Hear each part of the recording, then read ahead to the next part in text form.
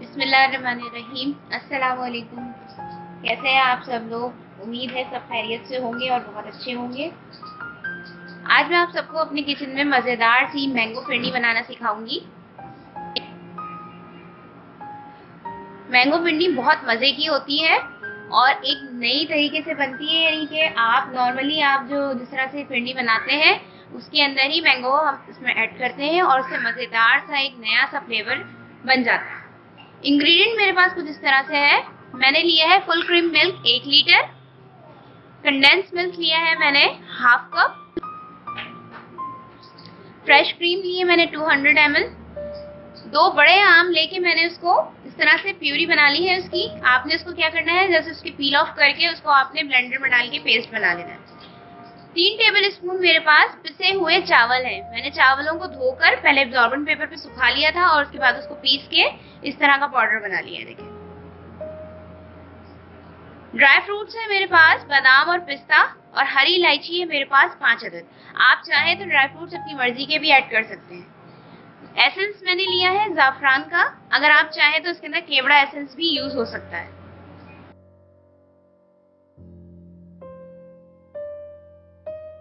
अब देखिए, सबसे पहले मैंने जो यहाँ पे चावलों को पीस के रखा हुआ है, इसमें मैं थोड़ा सा पानी शामिल कर रही हूँ और इसको मैं मिक्स कर दूंगी पानी के साथ। थोड़ा सा पानी डालना है कि बस ये भीग जाए। सूखे चावल कभी भी दूध में ना डालें, क्योंकि ये जाके दूध के अंदर गुठलियां बना देगा और आपकी खीर खराब हो जाएगी। इस तरह से मैंने इसका पेस्ट बना लिया और अब मैं इसको एक तरफ रख दूंगी।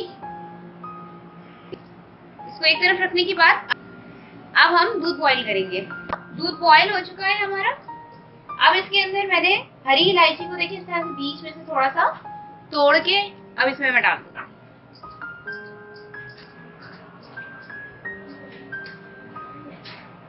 और साथ ही इसके अंदर मैंने शामिल करना है चावलों का पेस्ट। ये पिसे हुए चावलों का मैंने पेस्ट बनाया था, ये मैं इसमें डाल दूंगी। एहतियात से डालें, गर्म होता है दूध, कहीं आपके हाथ पे ना आ जाए। एक तरफ से डालिएगा इस तरह से। मैंने ये सारा इसमें शामिल कर दिया है और अब मैं इसको मिक्स करूंगी चावलों को डालने के बाद।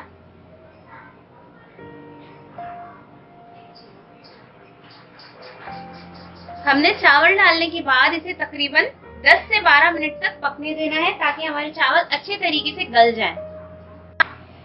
इस पे हमें स्पून कंटिन्यूअसली चलाते रहना है, क्योंकि कच्चे चावल जो होते हैं वो नीचे बैठ जाते हैं और उसके बाद इसमें गुठलियां बनने का खदशा होता है। देखिए, यहाँ 10 मिनट हो चुके हैं चावलों को पकते हुए और ये देखिए ये इस तरह से थिक होना शुरू हो चुका है। अब चावल गल चुके हैं अच्छे तरीके से। अब मैंने इसके अंदर कंडेंस मिल्क शामिल कर देना है और इसको साथ साथ चलाते जाना है।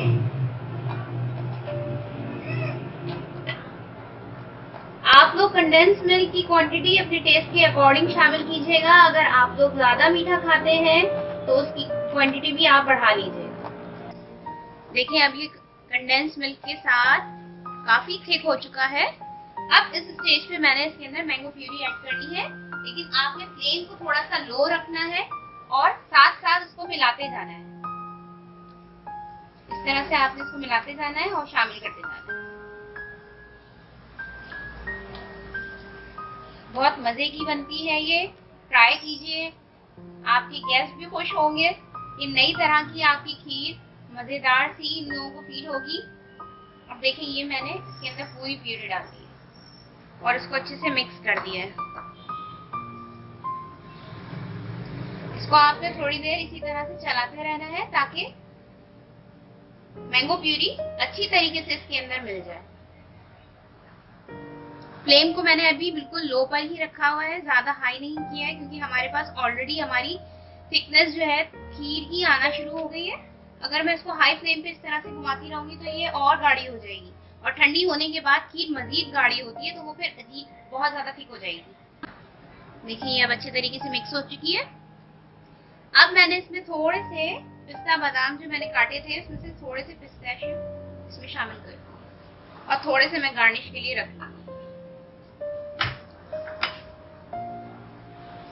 फ्रेश क्रीम भी मैंने इसमें शामिल करनी है, लेकिन एक बात का ध्यान रखिएगा, फ्रेश क्रीम को कभी भी गरम गरम किसी भी कोई भी आप स्वीट डिश बना रहे हो उसके अंदर ऐड ना कीजिए, क्योंकि फ्रेश क्रीम फट जाती है और फिर वो आपका जो भी मीठा है वो खराब हो जाएगा। जब इसका टेम्परेचर थोड़ा डाउन हो जाएगा तैयार होने के बाद, उसके बाद मैं इसके अंदर फ्रेश क्रीम ऐड करूंगी।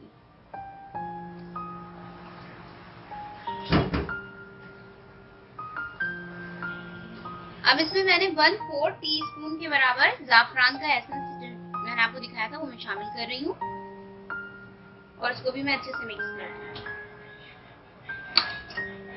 आप चाहे तो इसके अंदर मैंगो एसेंस भी यूज कर सकते हैं, केवड़ा एसेंस भी यूज कर सकते हैं। मैंगो एसेंस यूज करेंगे तो बहुत ही कोई मजे की खुशबू भी आ जाती है और टेस्ट भी अच्छा हो जाता है। ये आपके अपने ऊपर डिपेंड करता है कि आप क्या शामिल कर रहे हैं। ये मैंने अच्छे से मिक्स कर दिया और अब मैं फ्लेम को ऑफ कर रही हूँ। अब हम तकरीबन 15 से 20 मिनट वेट करेंगे ताकि इसका टेम्परेचर थोड़ा सा डाउन हो जाए। उसके बाद हम इसके अंदर फ्रेश क्रीम ऐड कर देंगे। देखिए खीर हमारी ठंडी हो चुकी है।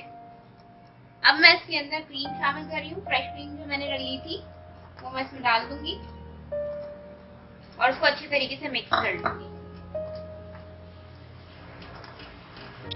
देखिए ये अच्छे तरीके से मिक्स हो गई है क्रीम इसमें। अब मैं आपको इसको डिश आउट करके दिखाती हूँ। यहाँ पे मैंने अपनी मैंगो फिरनी डिश आउट कर दी है। बहुत ही जबरदस्त मजेदार सी तैयार हो चुकी है हमारी फिरनी। आप लोग इसको जरूर ट्राई कीजिए, एक न्यू टेस्ट आपको फील होगा, डिफरेंट सा, मजेदार सा। ट्राई कीजिए और अपना फीडबैक मुझे कमेंट्स में जरूर दीजिएगा। इंशाअल्लाह ताला नई रेसिपीज के साथ मैं आपके पास फिर हाजिर होंगी। मेरे चैनल को जरूर सब्सक्राइब कीजिएगा और वीडियो को लाइक और शेयर करना ना भूलिएगा। इस फिरनी को आप लोग शीर माल वगैरह के साथ या ताफ्तान के साथ भी खाएं, ये बहुत मजे की लगेगी। मैं तो लाजमी खाती हूँ जब मेरे पास खीर बने या मैंगो फिरनी बने, मैं उसको लाजमी ताफ्तान या शीर माल से जरूर टेस्ट करती हूँ। फिर मुलाकात होगी आप लोगों के साथ नए मजेदार मीठों के साथ। जब तक के लिए अल्लाह हाफिज।